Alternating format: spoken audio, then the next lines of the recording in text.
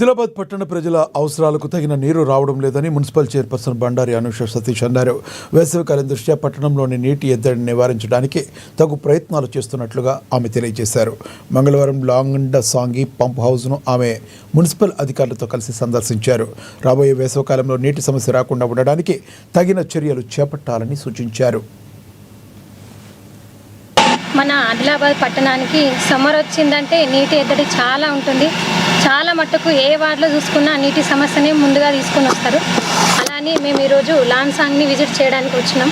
ఏదైతే రిపేర్ ఉందో, ఎక్కడైతే ఏదైనా సమస్య ఉందో తెలుసుకోవడానికి వచ్చినాము. మనకు యాక్చువల్గా కావాల్సింది మన ఆదిలాబాద్ పట్టణానికి 25 MLD అవసరం ఉంటే, మనకు దాదాపుగా 25 MLD అవసరం ఉంటే జస్ట్ మనకు మిషన్ భగీరథ నుంచి కానీ, మావల నిర్మల్ నుండి కానీ, లాన్సాంగి నుండి ఇవన్నీ పట్టుకుంటే జస్ట్ మనకు 15 to 16 MLD మాత్రమే వస్తుంది.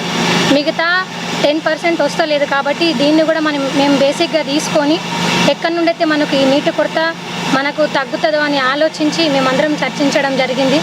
ముఖ్యంగా మన చెనాక కొరాట నుంచి కూడా మనకు ఏదైనా ఆ సమస్యను తీర్చే ఏదైనా సొల్యూషన్ దొరుకుతుందేమో అని అది కూడా ఆలోచించి నిర్ణయం తీసుకోవడం జరుగుతుంది.